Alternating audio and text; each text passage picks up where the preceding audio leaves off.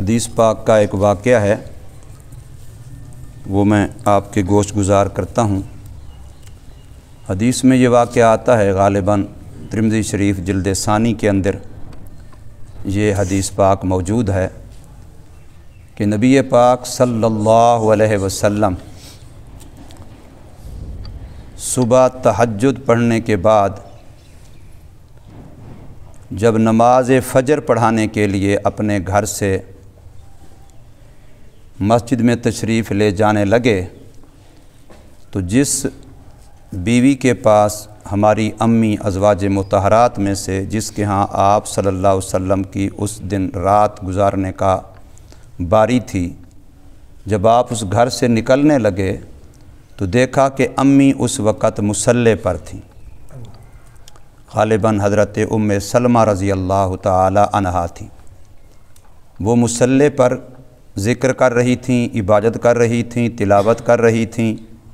حضور صلی اللہ علیہ وسلم مسجد میں چلے گئے، آپ نے نماز فجر پڑھائی، پھر مسجد میں رہے حتیٰ کہ اشراق پڑھ کے رسول اللہ صلی اللہ علیہ وسلم مسجد سے واپس تشریف لائے۔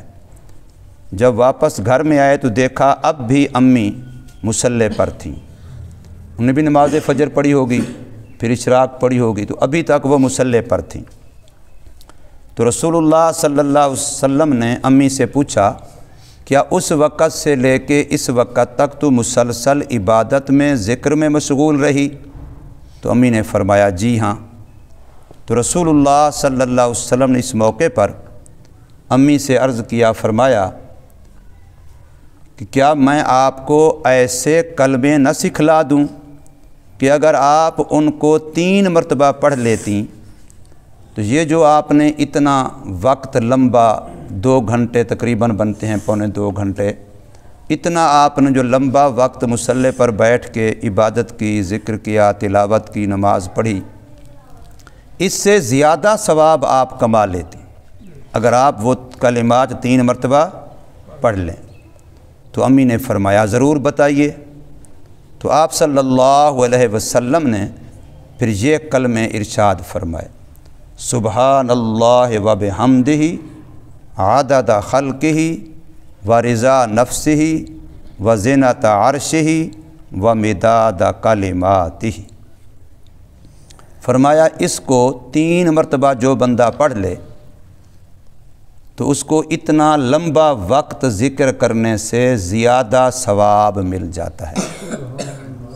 بعض علماء نے اس جملے پر جو عنوان ہیڈنگ سرخی لگائی ہے وہ یہ لگائی ہے کہ بے شمار نیکیاں کمانے کا وظیفہ، بے شمار نیکیاں کمانے کا وظیفہ، کہ بندہ اس وظیفے کو یاد کر لے اور ہر نماز کے بعد 3 مرتبہ پڑھنا کیا مشکل ہے، چلتے ہوئے بندہ پڑھ سکتا ہے، اٹھتے بیٹھتے ہوئے پڑھ سکتا ہے، سبحان اللہ و بحمدہ، سبحان اللہ و بحمدہ عدد خلقہ و رضا نفسہ و زینت عرشہ و مداد کلماتہ۔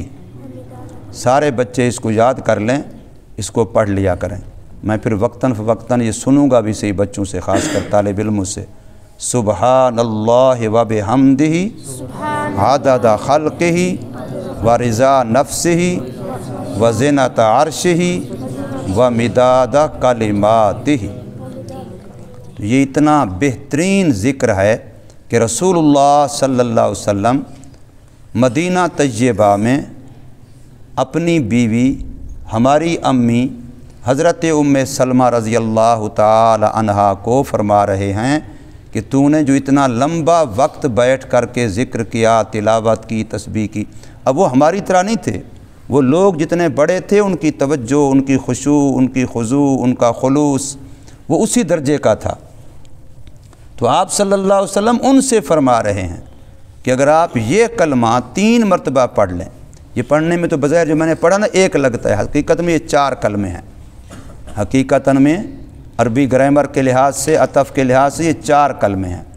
تو فرمایا اس کو تو 3 دفعہ پڑھ لے تو اتنا لمبا وقت ذکر کرنے سے زیادہ نیکیاں اور ثواب تو کما سکتی ہے۔ تو سارے اس کو یاد کر کے پڑھنے کا اہتمام کریں۔ اللہ پاک ہمیں ذکر کی زیادہ سے زیادہ توفیق عطا